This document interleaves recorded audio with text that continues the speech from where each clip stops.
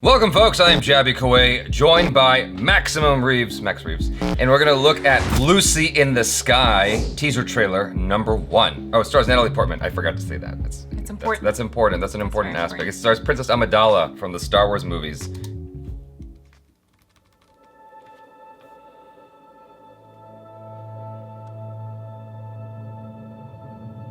No. Oh, I thought this was like a Beatles reference. That's what I thought. It's like freaking Interstellar.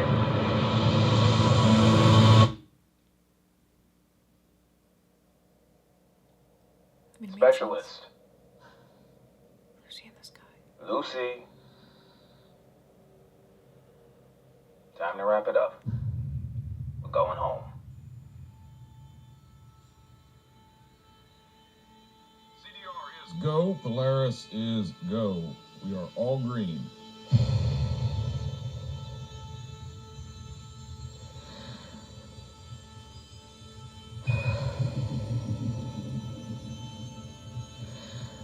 Lift off in 10, 9. Just feel a little off. 8. Go up there. You see 7. The whole universe. 6. And everything here looks 5. 4. So small. 3. 2.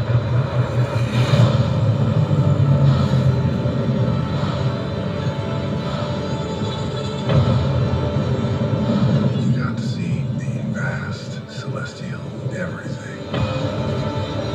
And it blew your mind. So now nothing makes sense.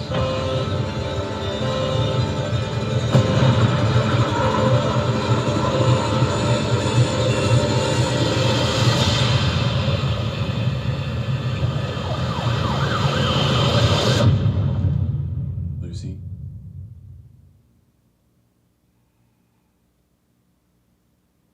I'm fine.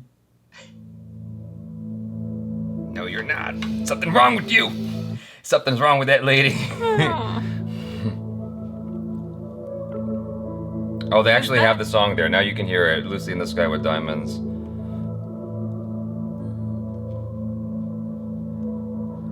Oh, Ellen Bernstein's in this. Okay, cool. If I had to guess, I would say that director's obviously a fan of Stanley Kubrick. And Who isn't? Yeah, and he's obviously a fan of The Matrix because he used that shot that was from The Matrix when they dive into the construct. I think it's a construct. Huh?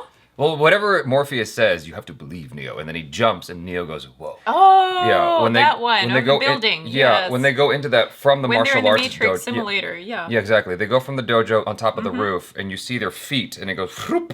Yeah. And so here was the reverse, where you're looking down at her feet, and she's flying away from Earth. I thought that was really cool looking. It also has a very anime feel to it, the whole thing, in my opinion. Being the non-anime watcher, it feels like anime. You've watched more anime than I have. Doesn't it feel a little bit like anime? In terms of just the feeling and the tone. Maybe a little bit, because Okay. it's kind of hard to tell where the reality is and where maybe she's dreaming, you know. I'm really excited to go watch it. I have a very special thing for movies about space. Oh, yeah? Really about, personal. And I've just always been fascinated. I am a huge fan of Stanley Kubrick, and Space Odyssey has always been my favorite. Were you supposed to be a cosmonaut? A cosmonaut. I know where that word came Yeah. from. No, my mother actually was. She was fascinated, but not with becoming an astronaut herself, but Oh, really? in the space rocket, the construction, the engine construction, all of that stuff. Oh, wow. Yeah, and I grew up watching a lot of these movies. Actually, I went to see Apollo 11. I did too. I thought it was absolutely fascinating. The footage, the 70 mil, it's magical. Like, you know, some people like westerns, some people like romantic comedies. I like space movies. Like everything that's about space. Yeah. I'm gonna go watch it, and I'm in love with Natalie Portman. I mean, I wish I could marry her, but I think she's already taken.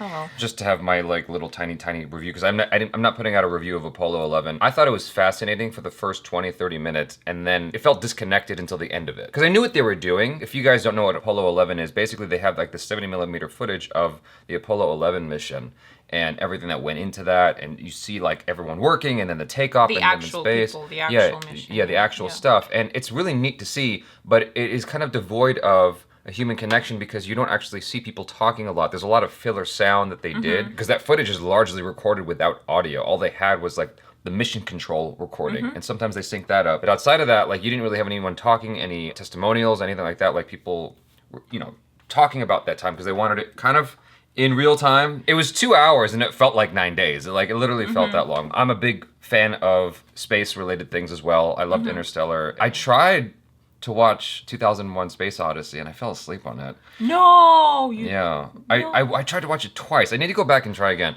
But like, it's Stanley Kubrick films, like, you gotta really be in the mindset for it, unless it's The Shining. There's also a... Now that I made myself look really bad, a film with Johnny Depp where he is an alien.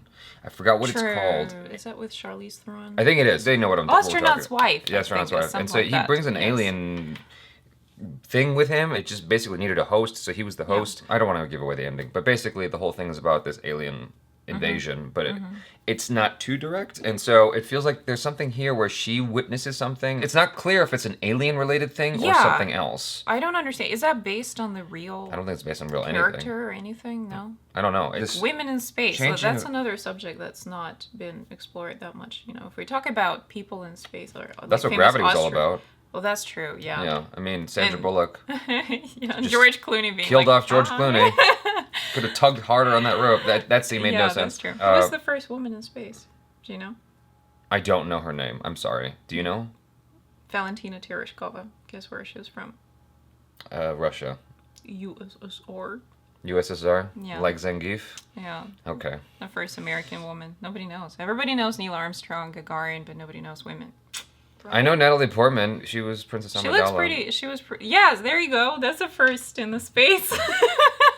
That was all space. That was all space. She was also in another film, Annihilation. It felt like extraterrestrial, and it was like there was some kind of alien thing to it. I don't want to say too much about it. A lot of people haven't watched it, and they should. The ending's weird. They should. The ending kind of goes off the rails, but it's definitely worth watching because it's interesting. But anyone who's like clamoring for an all-female cast and female power without it being like overtly in your face female power, just a good movie along with Oscar Isaac. It's a good movie to watch. I like it. It is. I like Natalie Portman a lot. I think she's great. Liked her ever since The Professional. And John Hamm is in this. It's a like a lifetime affair. I like this shot. Does that? Where the truck opens up and into space. There are so many interesting scenes. It just makes me want to watch and rewatch it and read a little bit more about it. Okay, so Noah Hawley, he is the writer of Doctor Doom. What?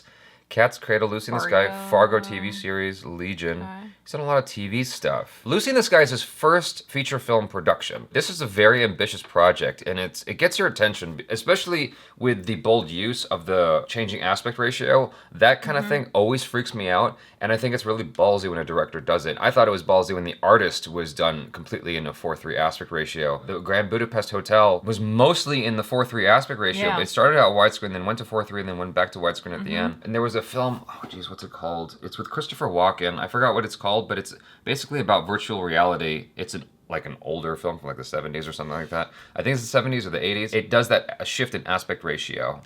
Y'all who are like super hardcore film aficionados will know what I'm talking about. But it's basically about recording people's memories. Like the first idea or iteration of virtual reality in a film, I think, where you're recording someone's memories and then you're living out that person's memories. Anyway, yeah. I like this. Yeah, this is a very, very interesting project to say the least. Obviously, this is not a cheap project, but it's still on the low budget side given that it's Fox Searchlight. And What's the budget for it? I don't exactly know, but I would imagine it's like less than 20 million. If I have to guess, like no more than 10. That's a wild And 10 guess. to Natalie.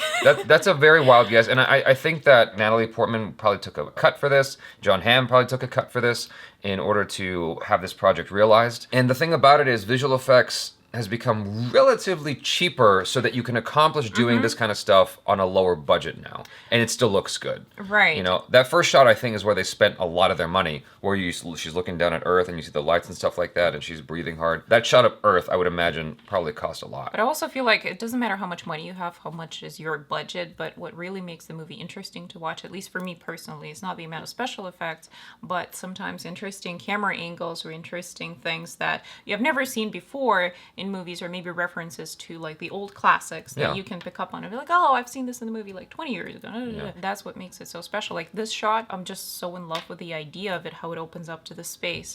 I think it's brilliant. And like, I cannot think of anything like that I've seen, and it like blends the reality and the dream and space and earth With the hallucination. Hallucination, yeah, because Lucy in the Sky, and everybody knows the song. It's probably inspired by the song. Context. Yeah. For me, all I care about is the visual effects.